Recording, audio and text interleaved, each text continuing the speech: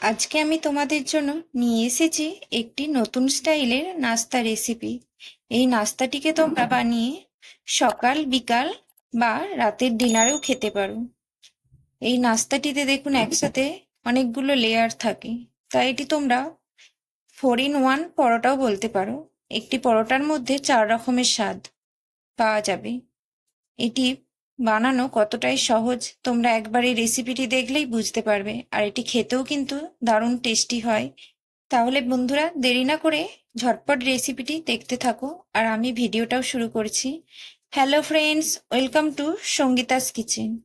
আজকে যে নাস্তা রেসিপিটি তৈরি করে দেখাবো তার জন্য প্রথমেই আমি এখানে নিয়ে নিয়েছি 2 কাপ পরিমাণ আটা। আমি নাস্তাটি আটা দিয়েই তৈরি করব, তোমরা চাই আটা ও ময়দা দুটি ব্যবহার করেই তৈরি করতে পারো এটি। এরপর এতে দিয়ে দেবো স্বাদ মতো লবণ ও 2 টিস্পুন সাদা তেল। তারপর খুব ভালোভাবে সবকিছুকে মিশিয়ে নিয়ে অল্প অল্প করে জল দিয়ে একটি সফট ডো তৈরি করে নেব। একবারে বেশি জল দেবেন না, তাহলে এটি পাতলা হয়ে যেতে পারে। অল্প অল্প জল দিয়ে খুব ভালোভাবে মেখে এই ডোটি তৈরি করে নিতে হবে।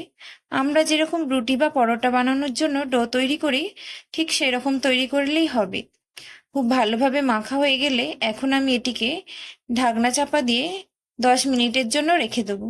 আর এখানে দেখুন আমি আগে থেকেই 2টো ডিমকে সেদ্ধ করে রেখেছিলাম, সেগুলি গ্রেড করে নিয়েছি। আর এখানে নিয়েছি 2টি মিডিয়াম সাইজের পেঁয়াজ এবং 2টি কাঁচা লঙ্কাকে কুচিয়ে করে। এখানে আমি ব্যবহার করব গ্রিন চাটনি। এই চাটনি রেসিপিটি যদি তোমরা দেখতে চাও তাহলে আমাকে কমেন্ট করে জানাবে। এই চাটনি রেসিপিটি আমি তোমাদের শেয়ার করে দেবো। আর এখানে ব্যবহার করেছি 2টি চিজ কিউব, তোমরা চাইলে আরো বেশি ব্যবহার করতে পারো। আর বাচ্চাদের জন্য বানালে চিজটা একটু বেশিই দেবেন। এরপর এই গ্রেড করে রাখা ডিমে সামান্য লবণ এবং 1/4 টিস্পুন গোলমরিচ গুঁড়ো দিয়ে খুব ভালোভাবে মিশিয়ে রেখে দেবো। তারপর আটার ডোটিকে আরো একবার খুব ভালোভাবে ডলে নেব। এরপর এ থেকে একটু বড় বড় সাইজের 4টি লেচি কেটে নেব। আমি 2 কাপ আটা দিয়ে 4টি লেচি তৈরি করেছি। এই লেচিগুলি কাটা হয়ে গেলে খুব ভালোভাবে হাতের সাহায্যে গোল গোল করে নেব, যাতে এগুলি আমার বেলতে সুবিধা হয়। এগুলি খুব ভালোভাবে গোল গোল করে নেওয়ার পর আমি এখন একটি বেলুন চাকি নিয়ে নেব।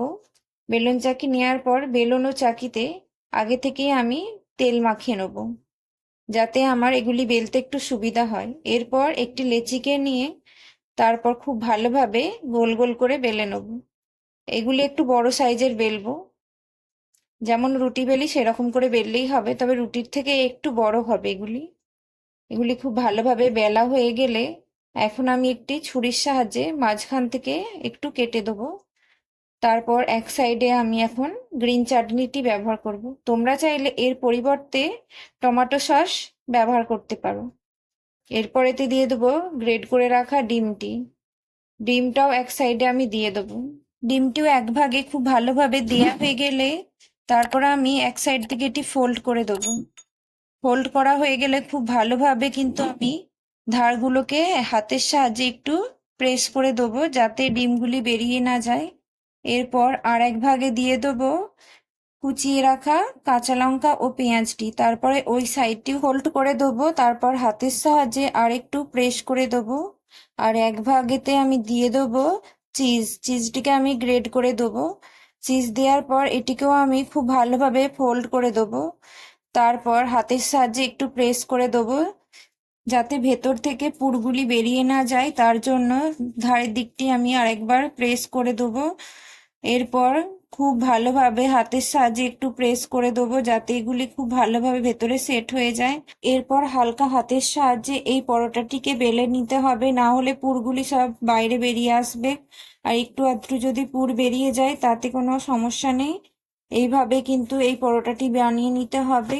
আর আমি কিন্তু এই সেম প্রসেসে বাকি পরোটাগুলোকেও বেলে নেব। আর এই পরোটাটি তৈরি হয়ে গেলে এখন এই পরোটাটিকে ভেজে নেব। এর জন্য আমি আগে থেকে গ্যাস চুলায় একটি ফ্রাই প্যান বসিয়ে দিয়েছি। ফ্রাই প্যানটি গরম হয়ে আসলে এখন আমি এতে পরোটাটি দিয়ে দেবো। এরপর পরোটাটিকে উল্টে পাল্টে ভেজে নেব। প্রথমেই আমি তেল দিয়ে ভাজবো না, এটিকে প্রথমে উল্টে পাল্টে একটু ভেজে নিতে হবে। যখন এই পরোটাটি একটু লাল লাল হয়ে আসবে তারপর আমি এতে সামান্য পরিমাণ তেল দিয়ে ভেজে নেব। তোমরা চাইলে এই তেলের পরিবর্তে বাটার বা ঘিও ব্যবহার করতে পারো। আমি এখানে সাদা তেল ব্যবহার করেছি। সাদা তেল দিয়ে খুব ভালোভাবে উল্টে পাল্টে লাল লাল করে এটি ভেজে নেব। এই পরোটাটি ততক্ষণ ভাজতে থাকবো যতক্ষণ না খুব ভালোভাবে লাল লাল হয়ে ভেজে আসে। আর পরোটাটি আমি মিডিয়াম ফ্লেমে ভেজে নিয়েছি। এই দেখুন পরোটাটি কত সুন্দর ভাজা হয়ে গেছে। সেম ভাবে আমি বাকি পরোটাগুলোও তৈরি করে নেব। আর এই পরোটাগুলি তৈরি করতে কিন্তু খুব বেশি সময় লাগে না, আর খেতেও দারুণ টেস্টি হয়, আর বানানোও খুবই সহজ।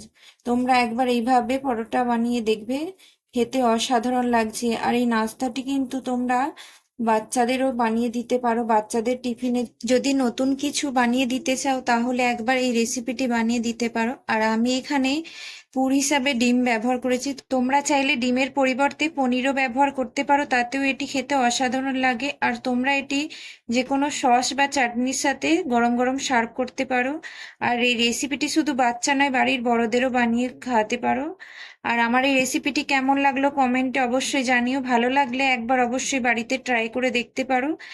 আর আমার ভিডিওটি যদি ভালো লেগে থাকে ভিডিওটিতে লাইক, কমেন্ট, শেয়ার এবং চ্যানেলটিকে সাবস্ক্রাইব করে পাশে থাকা বেল আইকন প্রেস করে দিও, যাতে আমার ভিডিওর নোটিফিকেশন খুব সহজেই তোমাদের কাছে পৌঁছে যায়। আজকের মতো রেসিপিটি এখানেই শেষ করছি। দেখা হচ্ছে খুব তাড়াতাড়ি অন্য কোনো নতুন স্বাদের ও নতুন রকমের রেসিপি নিয়ে। ভালো থাকবেন, সুস্থ থাকবেন। ধন্যবাদ।